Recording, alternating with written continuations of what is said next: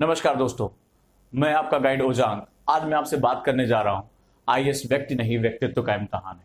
कई बार कई जगहों पर कई मंचों पर मैंने आपसे ये बात कही, आईएएस व्यक्ति नहीं व्यक्तित्व का इम्तिहान है। आपने कई दोस्तों ने पूछा कि सर ये व्यक्तित्व निर्माण की प्रक्रिया क्या होती है, कैसे बनाया जाता है एक व्यक्तित्व और क्यों आईएएस में व्यक्तित्व को इतना फोकस करते हैं। तो आइए चलिए मैं आपको एक एग्जाम्पल के माध्यम से समझाता हूं कि आपकी जिंदगी की चुनौतियां ही आपको व्यक्तित्व निर्माण की प्रक्रिया में कैसे लेकर जाती हैं।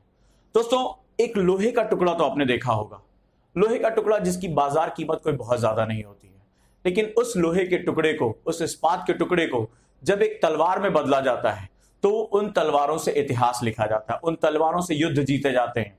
तो आइए आज हम समझते हैं कि लोहे के टुकड़े को तलवार में बदलने की प्रक्रिया क्या होती है।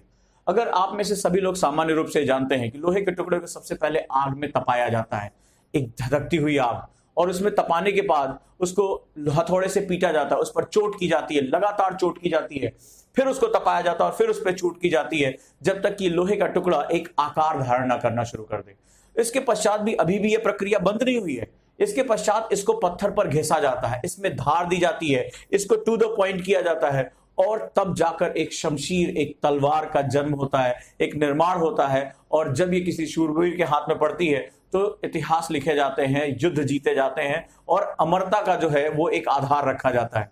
दोस्तों चलिए, आपकी जिंदगी में जो चीजें हो रही हैं, जो आप रोज ये शिकायत करते हो कि लोग मेरे खिलाफ हैं, मेरे पास फेलियर बहुत ज्यादा है, मैं कर पाऊंगा कि नहीं कर पाऊंगा, चलिए आज इसी प्रक्रिया से आपके व्यक्तित्व निर्माण को मैं जोड़ता हूं और शायद आप समझ पाएंगे कि एक्चुअली में ईश्वर के विद्यालय में जो है, यानी गॉड के स्कूल में, उनको सिखाया कैसे जाता है।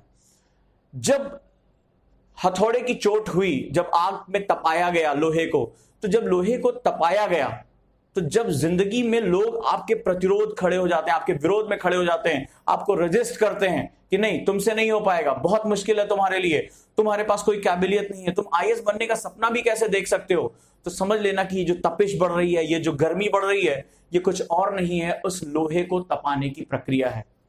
कई लोग ऐसे होंगे जो इस तपिश से डर के मारे भाग जाएंगे। अरे यार, सब लोग तो कह रहे हैं कि मैं जो है ये एग्जाम क्वालिफाई नहीं कर सकता, सब लोग तो ऐसा कह रहे हैं, सब लोग तो वैसा कह रहे हैं। तो यकीन मानिए, अगर आप इस पूरी प्रक्रिया को पूरा नहीं कर देंगे तब तक आप कभी भी जो है वो इतिहास में अपना नाम दर्ज नहीं करा पाएंगे। करना क्या होगा, आपको इस तपिश को झेलना होगा, इस तपिश को जो है एक्सेप्ट करना होगा। इसके बाद भी अभी प्रक्रिया रुकी नहीं है।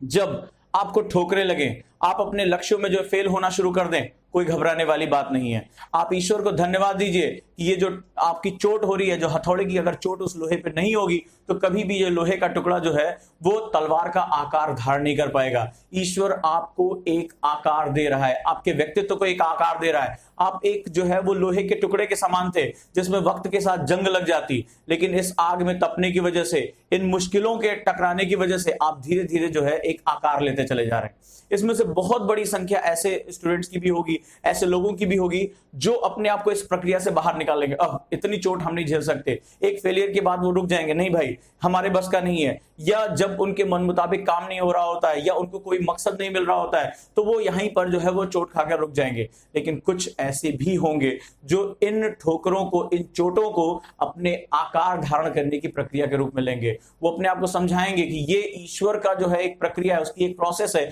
जो मुझे लोहे के टुकड़े से एक बेशकीमती तलवार में कन्वर्ट कर रही है। इसके बाद तीसरा चरण दोस्तों, जहां हमने बात किया था, पत्थर पर उसको घिसा जाता है ताकि वो अपनी धार को, अपनी जो पॉइंट है उसको धारण कर सके। आपके ऊपर भी ये मुश्किलें आएंगी जब आप तैयारी कर रहे होंगे, नींद आंखों में भरी हुई है और मुंह पर पानी मारकर आप जो है वो पढ़ने बैठ जाएं। जब आपके दोस्त शादी ब्याह फंक्शन में एंजॉय कर रहे हो, अपने कानों में रुई डालकर अपने कमरों में चुपचाप अपनी किताबों के आगे बैठकर पढ़ने की प्रक्रिया, यानी कि अब आप अपने आप को लगातार घिस रहे हैं। जब लोग पिक्चर देखने जा रहे हो और आप उस तपती दोपहरी में भी अपनी क्लास के लिए निकल जाते हैं इस उद्देश्य के साथ कि आज मेरे टीचर ने जो मुझे पढ़ाया है, आज मुझे मेरे टीचर से जो सीखना है वो मेरे लिए बहुमूल्य है। तो आप अपने आप को, अपने व्यक्तित्व को इस पत्थर पर घिस कर जो है वो बेहतरीन एक व्यक्तित्व के रूप में लेकर जा रहे हैं। नतीजा क्या रहेगा? जो अंत में बच जाएगा इन प्रक्रियाओं के बाद, जो इन तीनों प्रक्रियाओं को, यानी आग में तपाने की, इन मुश्किलों के द्वारा ठोकर दिए जाने की और अंत में जो है वो अपने माइंड पर कंट्रोल करके अपने आप को लगातार घिसते रहने की इस प्रक्रिया से जो निकलेगा, डेफिनेटली वही इतिहास लिखेगा, वही जो होगा वो संसार में याद रखा जाएगा। और दोस्तों जिस प्रकार लोहे का ये जो टुकड़ा है जो सामान्य कीमत का था इस बेशकीमती तलवार में कन्वर्ट हो जाता है, उसी प्रकार आप भी एक सामान्य व्यक्ति से एक बेहतरीन अधिकारी के रूप में कन्वर्ट हो जाएंगे, एक बेहतरीन व्यक्तित्व के रूप में कन्वर्ट हो जाएंगे। और जहां पर भी आप खड़े रहेंगे, जहां पर भी आप बोलेंगे, दुनिया आपको सुनेगी, आपको फॉलो करेगी, आपके पीछे पीछे जाने को तैयार होगी। आप इतिहास उठाकर देख लीजिए, किताबें उठाकर देख लीजिए, संसार में कोई ऐसा महान व्यक्ति पैदा ही नहीं हुआ जिसको संसार ने जो है फॉलो किया और वो बिना मुश्किलों के जो है आगे बढ़ गया। चाहे वह किसी का भी नाम लूं, चाहे महात्मा गांधी, चाहे मार्टिन लूथर किंग, चाहे अब्राहम लिंकन, कोई भी हो, इन्हें भयानक तोड़ देने वाली असफलताओं का सामना करना पड़ा था। इन्हें भी जो है वो चोटें खानी पड़ी थी, लेकिन इनकी खास बात यह थी कि इन चोट खाने के बाद इन्होंने अपने व्यक्तित्व निर्माण की प्रक्रिया के रूप में उसे लिया। वो टूटकर बिखरे नहीं, इन्होंने शिकायतें नहीं की। तो आज के पूरे दिन में अगर आपको मुश्किलों का सामना करना पड़ रहा है तो ईश्वर को धन्यवाद दीजिए कि आपने मुझे चुना है। हाँ, आपने मुझे चुना है व्यक्तित्व निर्माण की प्रक्रिया में, और मैं इन चोटों को सहते हुए अपने लक्ष्य तक पहुंच के रहूंगा। दोस्तों, इसी को हम लोग कहते हैं पॉजिटिव एटीट्यूड। सवाल है कि आपकी मुश्किलें आपको तोड़ देती हैं या आप उन मुश्किलों से जूझ जाते हैं और ये मानते हैं कि नहीं, ये मेरे व्यक्तित्व निर्माण की प्रक्रिया है। अगर आपके अंदर इतना फौलाद है, आपके अंदर इतना लोहा है, यकीन मानिए आपके मन चाहे लक्ष्य तक पहुंचने से आपको कोई रोक नहीं सकता। Nobody can stop you. अगर दुनिया में किसी को रोकने की हैसियत है जो आपको आपकी मंजिल तक रोक सकता है पहुंचने से, तो वो सिर्फ और सिर्फ आप हैं।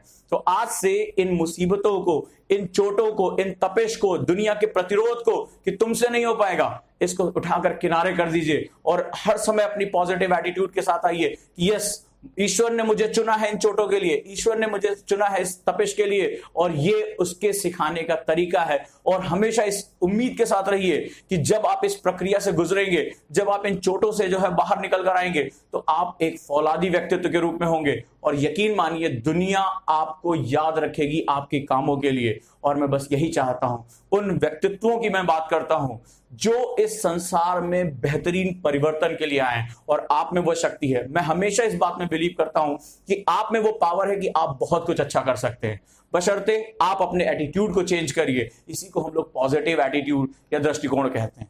तो घबराइएगा नहीं अगर लोग आपका विरोध करते हो, घबराइएगा नहीं अगर आप फेल हो जाते हो, घबराइएगा नहीं जब आपको अपने शरीर को और अपने मन को तोड़ देने वाली मेहनत करनी पड़े। हमेशा इस बात के लिए धन्यवाद करिएगा कि आप वो हैं जिन्हें चुना गया है, आप वो जो सेलेक्टिव लोग हैं उनमें हैं, आप वो भाग्यशाली लोग हैं जो कल को इतिहास लिखेंगे। और जिस जगह पर आप पहुंचना चाहते हैं, वो चाहे आईएएस हो, चाहे पीसीएस हो, या कहीं पर भी आप पहुंचना चाहते हैं, आप पहुंच कर रहेंगे। मुझे हमेशा इस बात का यकीन रहा है, आप भी यकीन करना शुरू कर दीजिए दोस्तों।